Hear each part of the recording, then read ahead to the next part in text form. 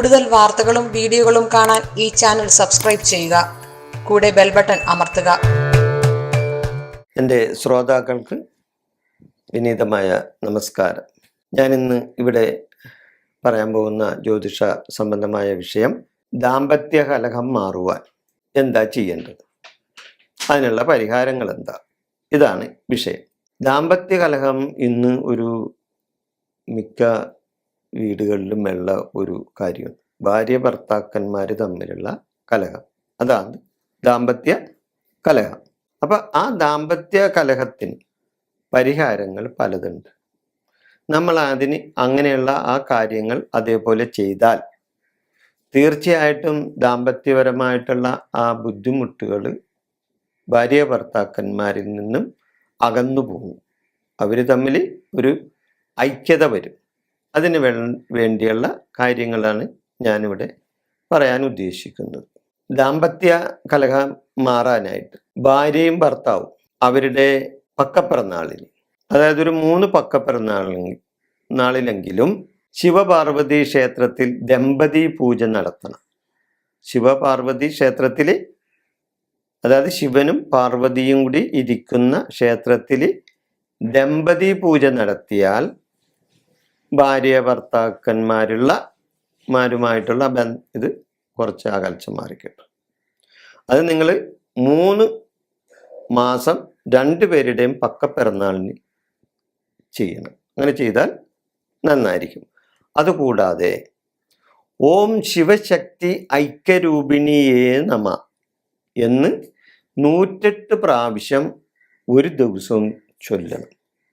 ഓം ശിവശക്തി ഐക്യരൂപിണി എന്നും നമ്മാന്ന് ഭാര്യയാണെങ്കിലും ഭർത്താവാണെങ്കിലും ചൊല്ലിയാൽ ആ ദമ്പതിമാർ തമ്മിലുള്ള ഐക്യത ഒന്നുകൂടി ഭദ്രമാകും.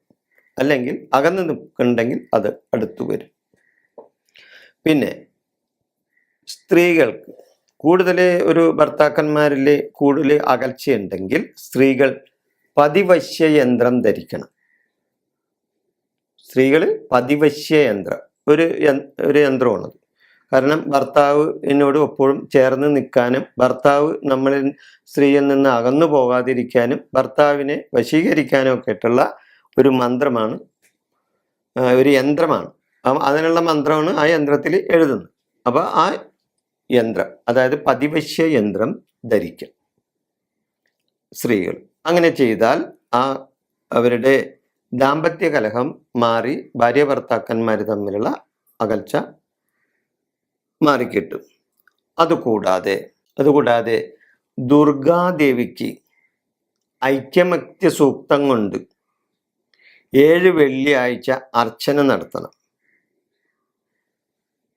ദുർഗാദേവിക്ക് ഐക്യമത്യ സൂക്തം കൊണ്ട് 7 വെള്ളിയാഴ്ച അർച്ചന നടത്തിയാൽ ആ ദാമ്പത്യ ബന്ധം ദൃഢമായി മാറും. അങ്ങനെ ചെയ്യാം. അതേപോലെ തന്നെ ഈ ഇങ്ങനെയുള്ള കുടുംബ കലഹങ്ങളൊക്കെ മാറുന്നതിന് വേണ്ടി ഈ ക്രിസ്ത്യൻ മുസ്ലിം സഹോദരന്മാരൊക്കെ എന്നെ വിളിക്കാറുണ്ട്. അവർക്കും ഒരു പരിഹാരങ്ങൾ പറയണമെന്ന് പറയാറുണ്ട്. എന്നാൽ ഈ വിഷയം ഞാൻ അവർക്കും കൂടി വേണ്ടി ഈ സമയം ഉപയോഗിക്കുകയാണ്. അതായത് ക്രിസ്ത്യൻ സഹോദരന്മാര് 9 ചൊവ്വാഴ്ച അവരുടെ കുടുംബകലഹം മാറാനായിട്ട്, അല്ലെങ്കിൽ കുടുംബകലഹമല്ല ദാമ്പത്യ കലഹം മാറാനായിട്ട് 9 ചൊവ്വാഴ്ച അന്തോണീസ് പുണ്യാളന്റെ പള്ളിയിൽ 9 നൊവേന കൂടണം. 9 നൊവേന അന്തോണീസ് പുണ്യാളന്റെ പള്ളിയിൽ പോയി പ്രാർത്ഥിക്കണം. സമാധാനം ഉണ്ടാവും, ആ കലഹത്തിനൊക്കെ പരിഹാരം കിട്ടും. അതേപോലെ തന്നെ പള്ളിയിൽ അന്നദാനത്തിനായിട്ടുള്ള സംഭാവന വഴിപാടും നിങ്ങൾ സമർപ്പിക്കണം. പള്ളിയിൽ അന്നദാനത്തിനുള്ള ആ വഴിപാട് സമർപ്പിച്ചാൽ ദുരിതങ്ങൾക്കും അല്ലെങ്കിൽ ആ കലഹങ്ങൾക്കൊക്കെ മാറ്റം ഉണ്ടാവും. പിന്നെ ദമ്പതിമാരായിട്ടുള്ള ആളുകൾക്ക് എന്തെങ്കിലും ഒരു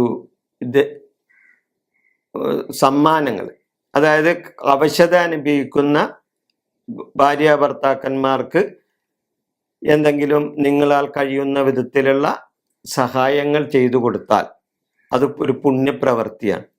അപ്പോൾ അതും നിങ്ങൾക്ക് ആ പുണ്യപ്രവൃത്തിയിലൂടെ നിങ്ങളുടെ ദോഷങ്ങൾക്കൊരു പരിഹാരം വരും.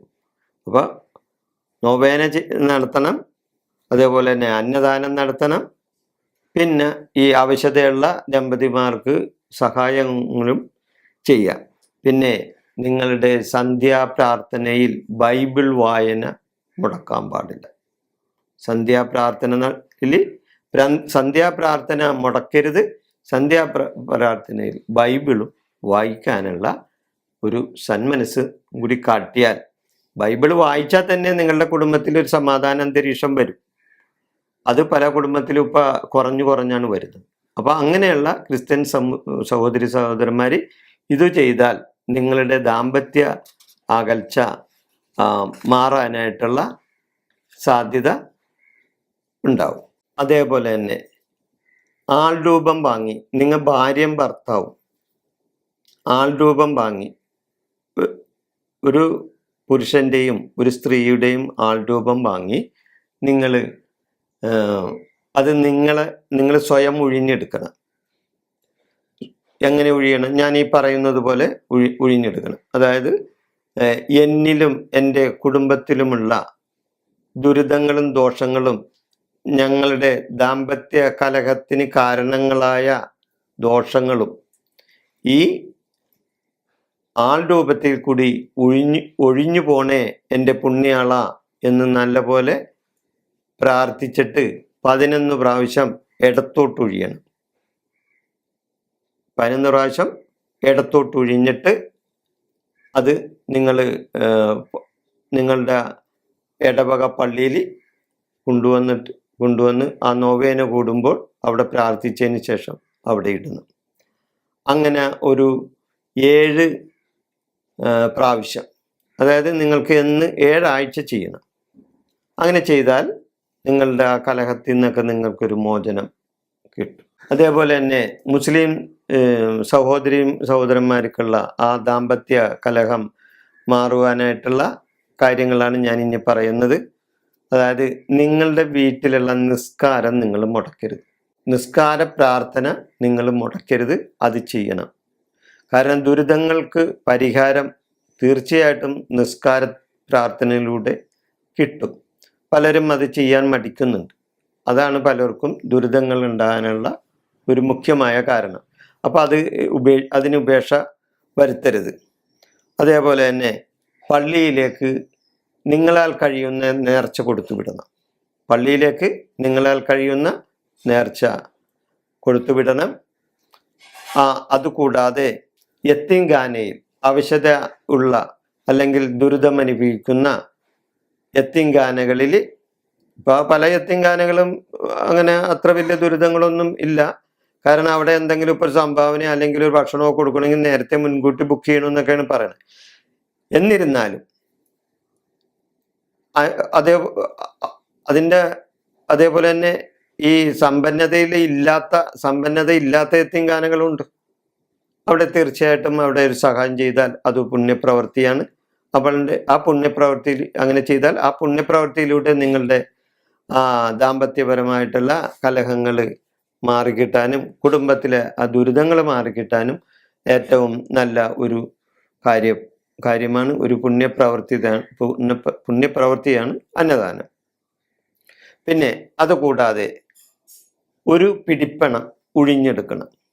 ഒരു പിടിപ്പണം, നിങ്ങളുടെ കയ്യിൽ ഒതുങ്ങുന്ന പിടിപ്പണം, അത് നിങ്ങൾ 2 പേരും ഭാര്യയും ഭർത്താവും ഒഴിഞ്ഞെടുക്കുക. എങ്ങനെ? അതും ഇടത്തോട്ട് ഒഴിഞ്ഞിട്ട് ഞങ്ങളുടെ ദുരിതങ്ങളും ദോഷങ്ങളും ഈ നാണയത്തിൽ കൂടി ഒഴിഞ്ഞു പോണേ എൻ്റെ പടച്ചവനെ, എൻ്റെ അള്ളാഹുവെ എന്ന് നല്ലപോലെ പ്രാർത്ഥിച്ചിട്ട് അത് നിങ്ങൾ 11 പ്രാവശ്യം ഇടത്തോട്ടൊഴിഞ്ഞ് ഈ നാണയത്തിൽ കൂടി ഞങ്ങളുടെ ദുരിതങ്ങൾ പോണേ പടച്ചവനെ എന്ന് പ്രാർത്ഥിച്ചിട്ട് അത് നിങ്ങളുടെ പള്ളിയിലെ ഭണ്ഡാരത്തിൽ കൊണ്ടുവന്ന് സമർപ്പിക്കണം.